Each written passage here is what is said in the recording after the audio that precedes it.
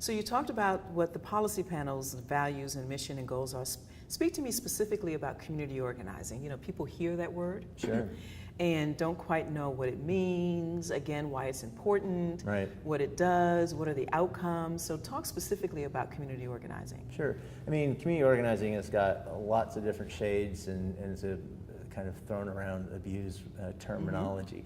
To us, it really is something really simple. It just means that people coming together and making collective decisions about what they want the future to look like, and then building the strategies and the infrastructure to achieve that.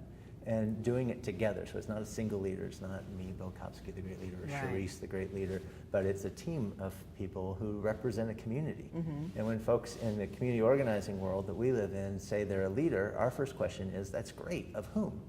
And do those leaders, do those constituents know you represent them, and are you accountable to them? And that kind of accountability tree and that engagement, again, of a whole community and not just some little pocket is what really community organizing is all about. And then by doing that, again, you not only are creating sort of the social fabric to make a stronger community, but you're building political will and political capital that can then make change happen through our political structure. And for those who fear it, what is your response to it? I don't understand why they would fear it. I mean, this is the United States. We're supposed to be the... You have the right to peaceably assemble. Yeah, the right to peaceably assemble. We've actually been banned from assembling once.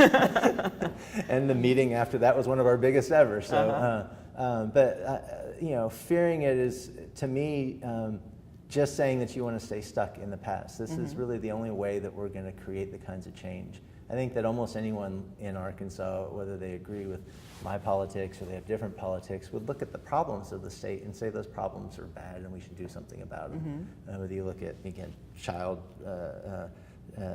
nutrition, health care, you know, on down the line, teen pregnancy, our prison rates, and people have tried to not using community organizing to make change around those policies for decades, and haven't been very effective. And so we think community organizing is one of the real proven strategies of how do you create change, and in a way that's founded in democracy. Absolutely. And so I don't know really what you could be upset about that with. I think you brought a really strong sense of strategy to the state about really focusing in on moving the needle. I think was a brilliant frame about, you know, we have some really big challenges, and if you just look at, you know, well, we're 49th in education, how do we move that?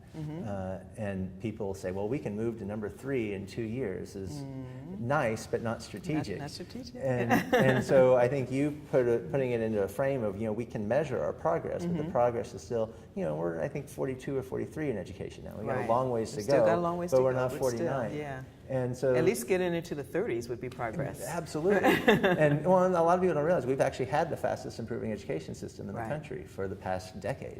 And that may be in jeopardy now, but it's been, but that kind of framework that you brought to the state and to the foundation, I think, is really powerful.